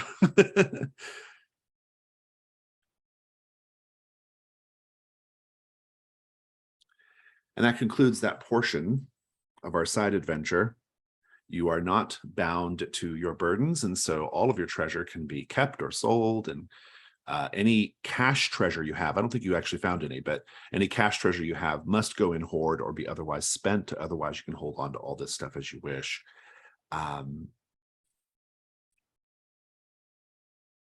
Let's take a quick like 3-minute break. We'll come back and I have a little kind of coda to this session.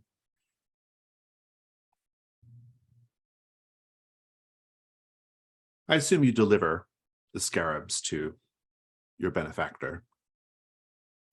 She pays you a chest of silver, which is worth 1 gold each. You must spend that before we end today. Either put it in a hoard or spend it to heal or whatever. You heal 1 automatically though, just by returning home. So as long as you don't have more than 1 ruin, you're okay. She gathers the whole camp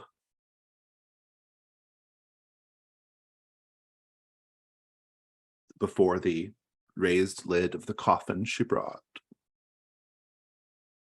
And I assume the 3 of you are there.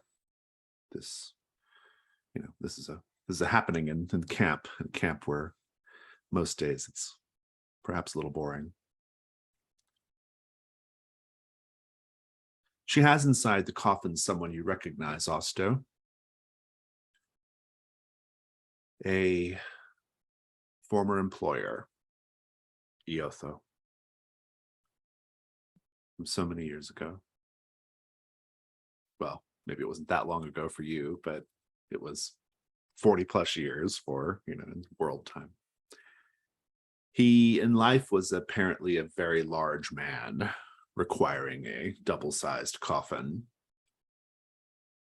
And even that, his body fills like water trying to fill a space.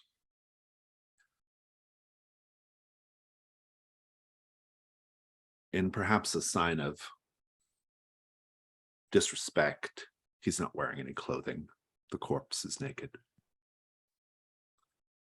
She says, "This man was my friend, but more importantly, he was my rival. I outlasted him in the end, and I felt that our years-long rivalry required me to at least see him off in the manner in which he wished to be seen off. He was obsessed with old Kalduhr, with the ancient places, with the deep places. And so here, at the entrance to one such deep place, he will meet his final repose." Her servants bring forth the scarabs, which are now in a box.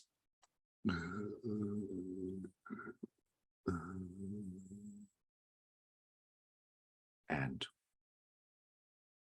they open the box, and these purplish scarabs begin raining out and filling the coffin. And you can hear the chewing as they consume him. She says, "These are dream scarabs. As they feast upon his body, they consume more than just his moldering flesh. They consume his very dreams and desires." What is everyone thinking right now as you watch this? The rest of the camp is just in stunned silence.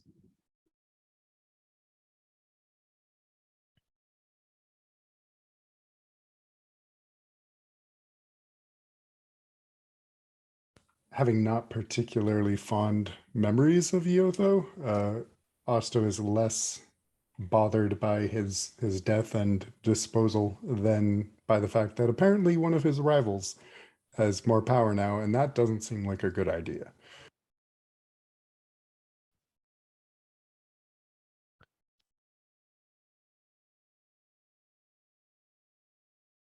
I think that Gleneth is still having that creeping skin sensation of beetles crawling in and amongst her scarves and veils. And so she just keeps shivering as the beetles do their work. She's having a hard time keeping it chill. In the old tomes of demonology, there are probably many funeral rites that are similar. Perhaps not so much dreams, but are like to summon the evil spirits or to pull out the evil spirits into the scarabs and that type of thing. I probably haven't seen one of these particular rituals. So as is, the case with Mazur, I'm probably like right up against the thing, kind of like looking and trying to like understand what's going on, to see if there's changes in the beetles, maybe every once in a while even like poking at them, to kind of see like how they respond, how dedicated they are to their task, can they be distracted, that type of thing. Trying to learn as much as I can about the practicalities of this ritual. They make quick work of Iotho. They will feast for a day and a night. But if you watch Mazera, you'll see that within very short order, probably within an hour or two, they've already removed the outer dermis and are working quickly now on the muscles. They seem to go for the eyes and the tongue with a particular joy, if such mindless creatures can be described as expressing joy. This is what it looks like, I think.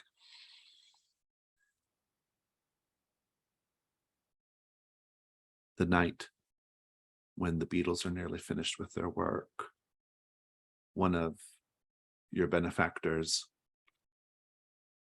waxen servants, has set up a large iron wok, fire under it, and she makes another announcement. We feast tonight. We feast on the dreams of my rival. And they now take the engorged beetles and throw them into the hot wok with a hot chili oil and fry them up with long wooden spoons. And you can go and have a plate of the dream scarabs.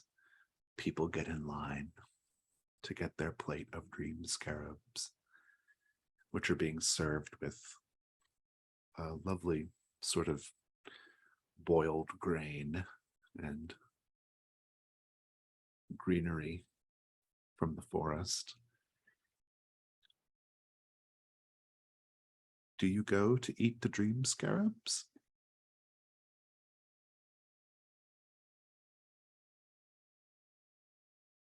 Gleneth sees a vicious completion to a circle by consuming the thing that has been making her skin crawl for days. So absolutely. Maybe no rice. No, just beetle. Gleneth, as you feast upon the dream scarabs, you are hit with visions of Eotho's life, things he witnessed, things he desired, things he perceived, maybe things that were never true, but that he wanted.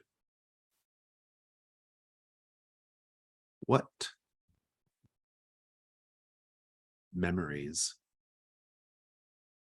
do you receive that show how Eotho, an incredibly wealthy man, a decadent, gluttonous man, what pleasures are you experiencing or reminded of as you eat the scarabs?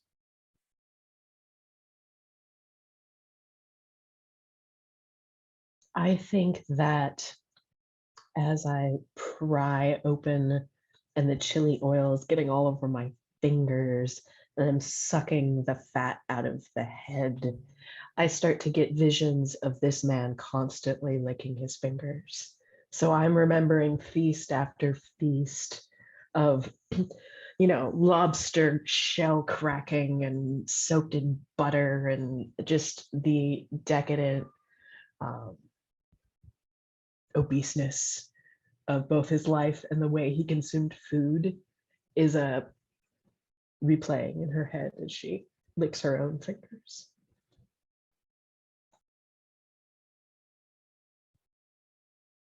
Mazer, are you eating the dream scarabs? Oh, for sure. Mazer's not going to pass up an opportunity like this. I wouldn't think you would. You actually, Mazer, receive images, maybe even dreams. Maybe you fall asleep, your belly filled with magical beetle meat. Dreams of this individual's death. How did they die?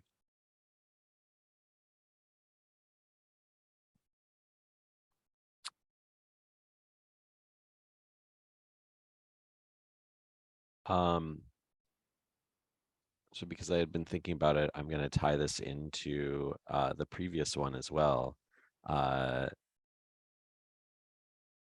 see him in a large bath / swimming pool that's filled to the brim with bone marrow.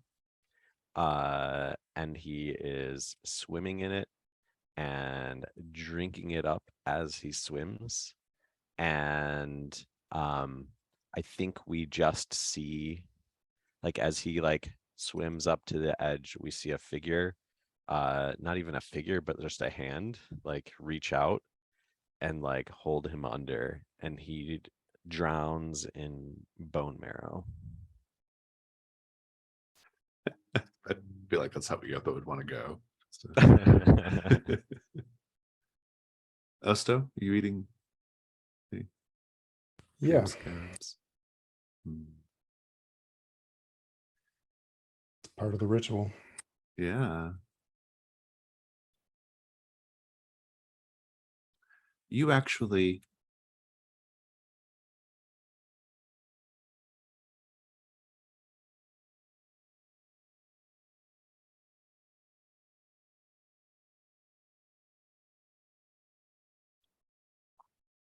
have dreams of their greatest pain.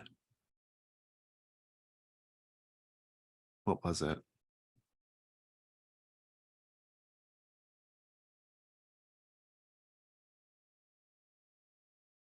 It was not when he was being drowned in a tub full of bone marrow. I think it was Yotha was very young, probably only 6 or 7, and he was passed up for adoption at one of the orphanages again and again until someone, he never felt much toward her, but she knew in Amberette it was very fashionable to have a child, and she chose this quiet, sad one, thinking he would be easy to manage. And she was never warm, always open with the fact that she pretty much despised him. And that resentment stayed with him as much a balm to his to how he was actually treated as pain for what he hoped for.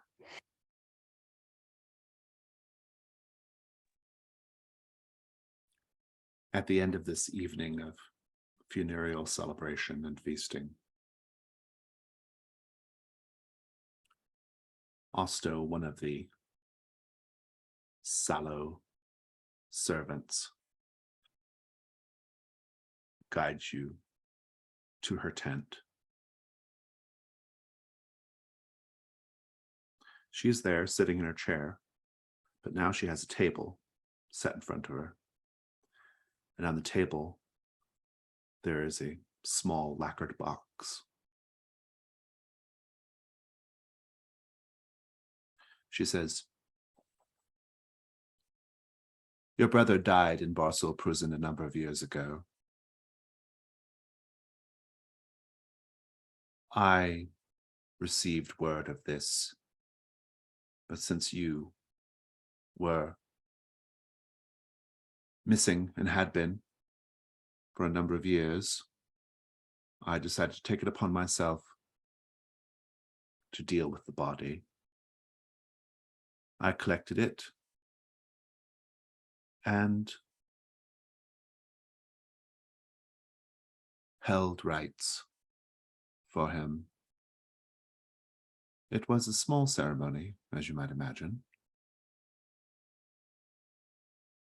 But in any case, inside that box are his remains. I thought I would gift them to you as a way of saying thank you." Why? Why did you do this? Why did I take care of your brother's remains? Yes. Because I believe that is the very least that I owed you, Osto, for all the good work you had done for me over the years. Patience. Yes. Korkuluk will be sad that he missed you. And as he speaks, he'll collect the box. Do you open the box? No. Hmm. You can add that to your found equipment.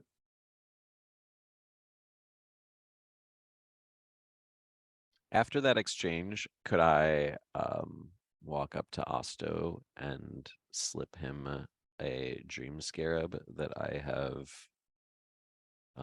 sneakily pilfered from yesterday's ritual? For what purpose? I don't know. Maybe he connects that with his brother's remains in some way at some point. I mean, I will tell you, when you lift up the box, Osto, there's something crawling around inside there. Great. I think he'll note that, but just hold it tighter closed. I'm okay with the scene between Mazer and Osto there at the end. Thank you. I think. If it's ever of any use. Kind of hoping it won't be, but we're not that lucky.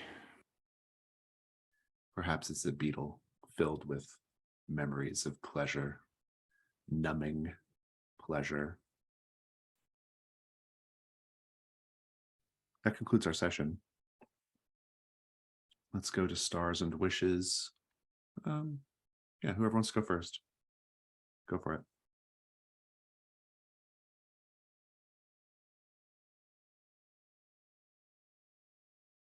I'll go. I was really pleased to see another beetle lady, and then finding out it's patients. That was great. It's the same beetle lady, yeah. Yeah.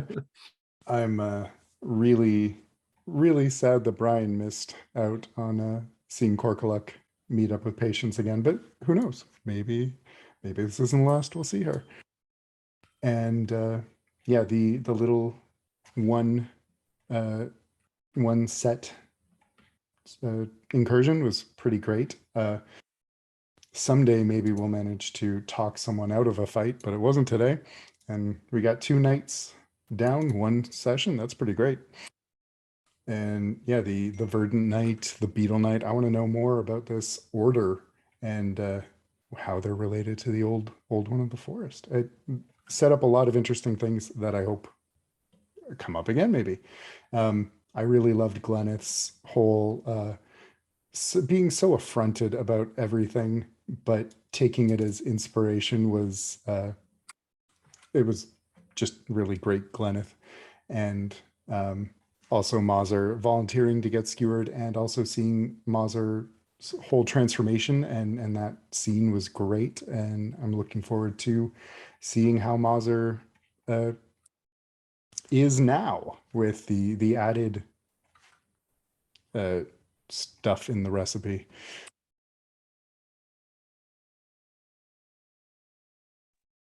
Yeah, I had a great time. I kind of, I kind of just put this little thing together using Trophy Loom. Every bit of this came from Trophy Loom, and it was really fun. It's a fun book to work with and to make little adventures and scenarios out of. And because of the light mechanical touch when it comes to like stats and things like that, it's very easy to like quickly come up with, enemies and monsters and things, and encounters. And I knew I wanted, because like 30 years had passed, I wanted there to be some kind of connection to the where some of the characters at least were before,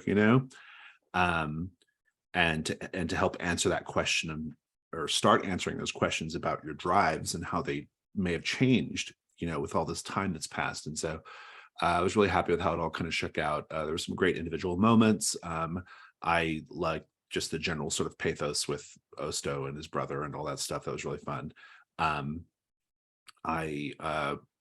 enjoyed Gleneth's like kind of sulky attitude with the knights. I thought that was all very fun.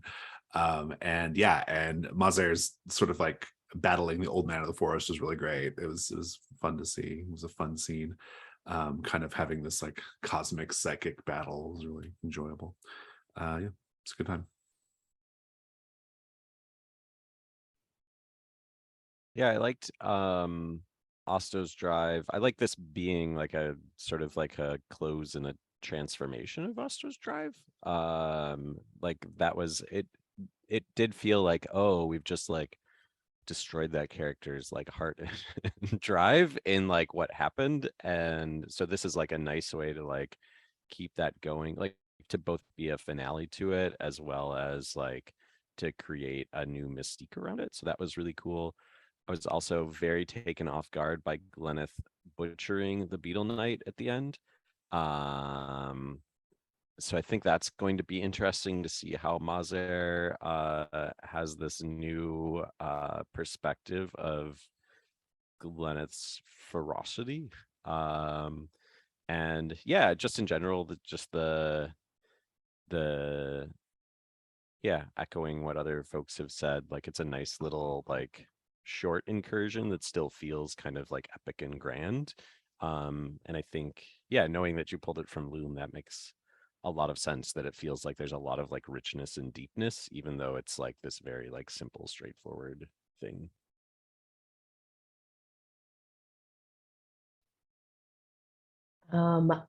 Stars for me. I mean, yeah, okay, I took Glennis' attitude and turned it up to 11, but she's shook. Like her drive was super petty. There was no like, it was personal, but it was petty. And so now she doesn't have anything to do with all of this. Like, it's a lot of rage and other things. So that was really fun to play off in a one shot kind of way. I don't know how that's going to continue forward. And I'm going to have to evaluate some of her drive as well, which I think is going to be interesting for all of us, just as like a wish. I think watching those characters evolve over time was just like always part of Trophy Gold, but we just jump started it another 30 years in the future. So seeing how these characters kind of shake all that out is going to be a lot of fun for a wish for the future. Osto, you're just, Ben, you just are so solid with your character. This person feels real. So those decisions when you are taking the extra weak point, for instance, when you know that his character is a protective one, and those sorts of like moments that we all kind of add to our characters is one of the reasons that I love doing this every week. Mazer, if we don't start putting a hat on a hat on a hat on a hat on a hat, I'm gonna be real bad. I'm gonna be mad. Like it's just gonna be every new thing is this collage of your magical interference. The flame is So going to be a whole character. yeah, no, it's gonna have eyeballs and some kawaii. It's just gonna like engulf you and burn you up, and then whatever's left is your new character, right? Like 100%. So I think that we have a lot to like see more from these characters, but I'm loving how it's working. Yeah, I my wish is you know, I don't know if Patience is coming back in the short term. So it is kind of sad that Corklick missed Patience, but in another sense though, it was good because I think that like Corklick would have realized it was Patience right away, right? Whereas the rest, Glenneth doesn't even, Mazer don't even know her, and Osto you didn't pick up on it being specifically her, and so I thought that was kind of a fun reveal thing at the end anyway. But yeah, I'm curious like how the drives change, if the drives change. I don't think Corklick's changes at all because his has no temporal considerations like everyone else's does. And to someone like Corklick, 30 years might as well have been yesterday, right? Like it has no meaning, right? So I find that dynamic really interesting. Very, very curious to see how things go once we get back down to Old Kalduhr. I think that'll be a lot of fun. Kind of get back into that. You know, today was almost like a kind of weird fairy tale kind of thing, you know, a little more trophy dark than gold in some ways. And we'll get back to the grindy dungeon crawl next time. So I think that'll be fun. But yeah. I also wonder if Osto is ever going to eat a dream scarab that has his brother's final memories and dreams. Well, he's going to be sitting out the next 2 sessions, so Yeah. maybe that's where he's Yeah, that's what he's doing. Yeah. he's working up to it. Yeah. Any other stars or wishes?